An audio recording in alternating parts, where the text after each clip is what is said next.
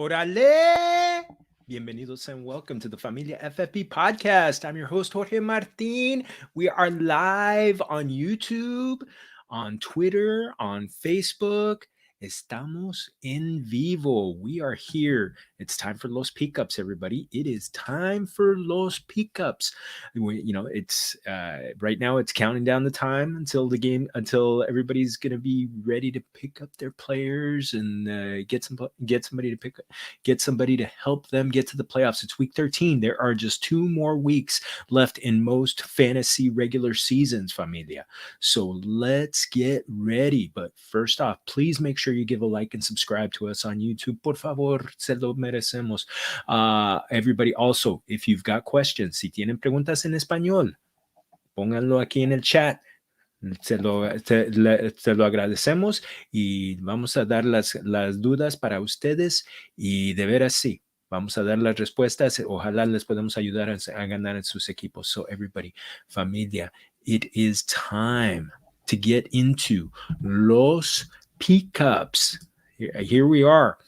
Quarterback streamer of the week. We've got Tua Tagovailoa taking on the New York Football Giants. They are coming down to Miami, and remember that sometimes isn't good for those teams in the north, from el norte, that they sometimes melt a little bit in the humidity. But I'm telling you, Tua in his 2 full games back from his injury, he has completed 54 of 64 passes. A total of 503 yards, 3 touchdowns during that. So it's not, it's not Patrick Mahomes 2018, but you know what? It is good. It is progress.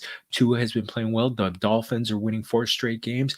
Now, last week, the Giants, they did shut down Jalen Hurts, but it was an NFC East showdown. Sometimes teams get a little bit up for that. Yeah, I think they might let the accelerator off because in the games prior, Tom Brady and Derek Carr both more pocket passers, kind of the way Tua is.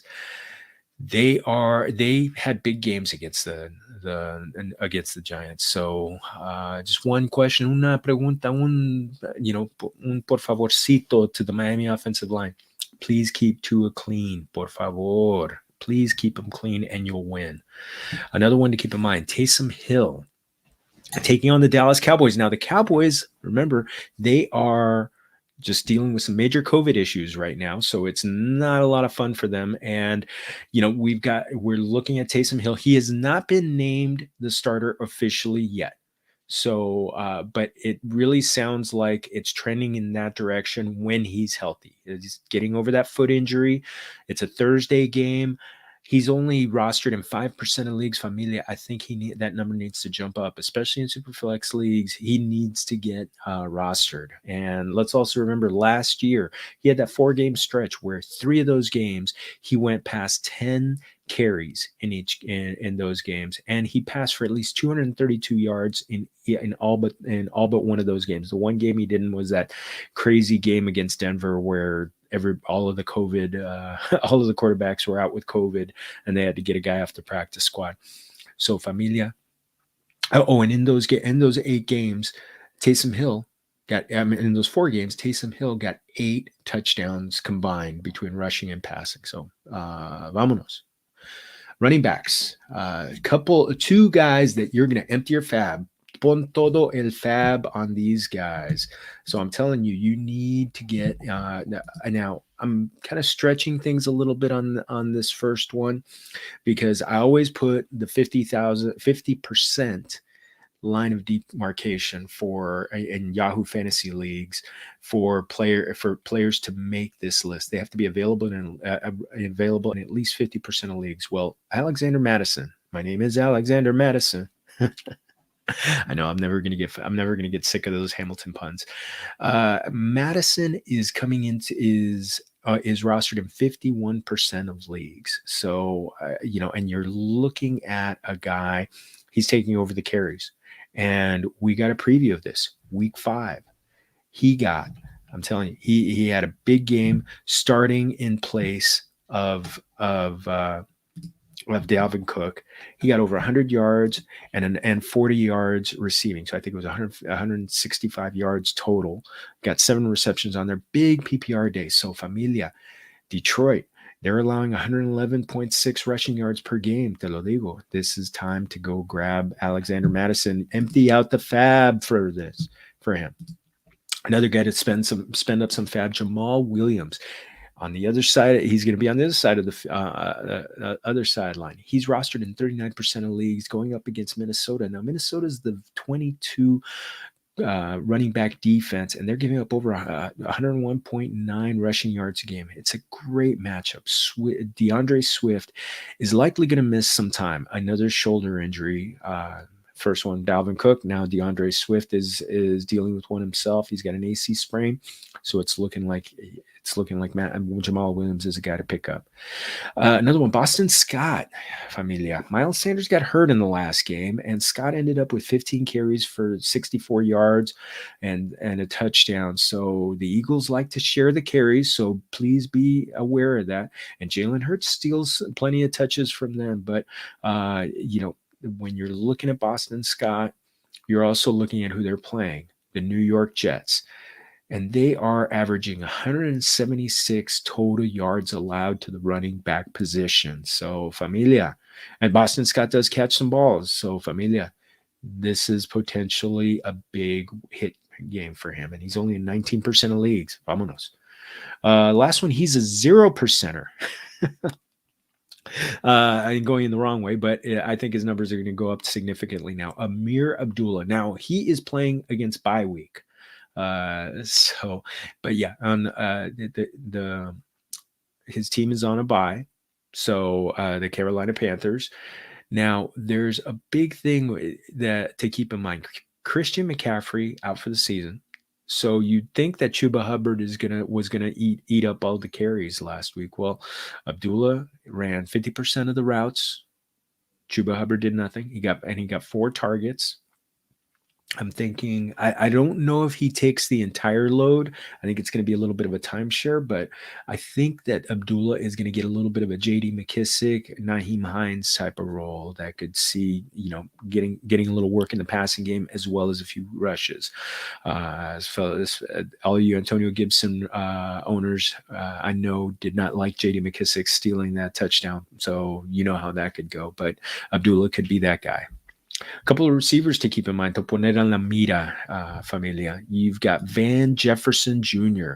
So his routes and target share are almost identical with Cooper Kupp and Odell Beckham Jr. He's a third wheel, but you know what? He's very much an important third wheel. He caught a touchdown last week. Jefferson needs to be rostered in all over the place. Familia. He's gonna have weeks where he disappears, but going up against Jacksonville, this isn't going to be one of those. Jacksonville has been a little bit better lately, but Brandon Ayuk did take them for 7 receptions, 85 yards, and a touchdown in Week 11. So Jefferson, get him on your roster. At least get him on your bench. You still got bye weeks to deal with this week and next week. Another guy on a bye, Marquez Valdes-Scantling, rostered in 25% of leagues. Familia, all you need to know is that Aaron Rodgers has targeted him 19 times in the past 2 games. 19. 19. So Randall Cobb is hurt. I know Devontae Adams is going to be the guy. A.J. Dillon and Aaron Jones are going to get their touches, their receptions, but again, targets are going to be going to Marquez Valdes-Scantling, and he's getting the deep shots. So go and grab him. And you've got the Bears and the Vikings secondaries coming up in the play and during the remainder of the season. So they've been a little generous, to say the least. Another receiver, Rondale Moore. He's rostered in 22% of leagues. So this is one with a bit of a grain of salt, familia. He had 11 targets last week, but there was no DeAndre Hopkins in the lineup. He's expected to be back in the lineup. Kyler Murray is also going to be expected to be back in the lineup, but Moore should remain a part of the offense. It could be a flex play. So I'm using him in a league where it's a desperate bye week situation for me. So he's playing against the Bears. I know it's at the Bears. Dome teams don't always do very well in the weather, but that secondary is forgiving. They're number 24 against receivers. So Rondale Moore, he's a pickup. Another long dart. Deshaun Jackson. Yes, familia. Deshaun Jackson. So he is rostered in 5% of leagues. We all saw it on Thanksgiving. Derek Carr is taking shots with him. He's trying to stretch the field with him. So he is a dart throw for bye weeks. So he caught that bomb last week. This week, we saw, on Monday Night Football, the Seattle Seahawks were taking some shots against that Washington defense. Didn't always connect, but I think that there could be some connection here. It's a game at Vegas, so it's going to be in the Dome. You got the Washington football team defense, which is number 29 in the NFL against receivers. So Deshaun Jackson, I've got him in the Scott Fish Bowl. You could be doing worse, familia. Last one, Cole Kmet going on the tight end side. He's the only tight end that I'm talking about going up against Arizona. Now, Arizona is number 2 against tight ends over the season, but George Kittle did stick them for 101 yards in week 9. Now, I'm not saying that Cole Kmet is George Kittle, but he is that big-bodied yard after the catch tight end. So maybe he gets a little bit of run again. It's going to be in Chicago, so maybe that defense isn't going to be so happy with hitting someone. And he got 11 targets last week. Now, we don't know about Allen Robinson coming back for this game yet, but 11 targets last week.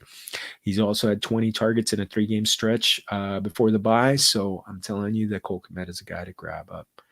Last one, streaming defense of the week, familia. Miami. We talked about the fact that it's going to be a game in steamy South Florida. The Dolphins are rostered in 43% of leagues. This is their stats during their 4-game winning streak. 16 sacks, 10 turnovers, and a defensive TD.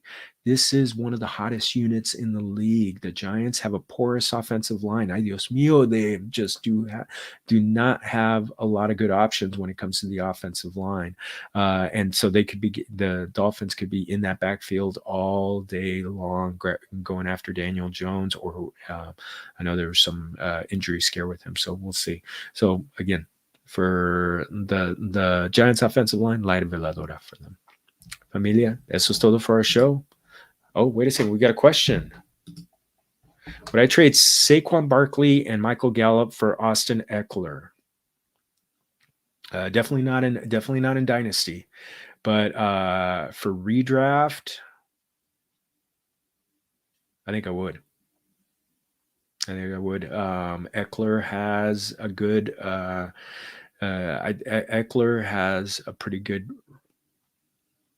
schedule coming up. I'm telling you, yeah, and Saquon, it hasn't looked good. And Saquon has also talked about the fact that his ankle is nagging him and that it's going to be there for a while. So Alex McBuckets, I think I would do that deal. And big ups to your league for continuing the trades out there. So Alex, mucha suerte. And everybody, mucha suerte to you in all your leagues and on your waiver wires. I'm going to be actually going and setting putting in my waiver wire bids, emptying out some FAAB budget wherever I can for those guys that we just talked about. And also, please make sure to like and subscribe us on YouTube. Oh, hey, Alex. Oh, Alex, muchas gracias. Thank you so much. Hopefully you give us a like and subscribe. We'll be available for you, plenty of times a week. So ojalá. And make sure you're following me on Twitter and Instagram at Jorge Martin 17. Make sure you're following us on Twitter, Instagram, YouTube, Facebook, Familia FFB. So I'm gonna have the primos on later on in the week. Talk a little DFS later in the week. So familia, I'm thankful for all of you. Let's stare down September, everybody. It's the last day of November. Familia, take care of your mental health, especially you men out there. Estoy hablando con ustedes. Yo te digo. And always remember, todos somos familia. Salud.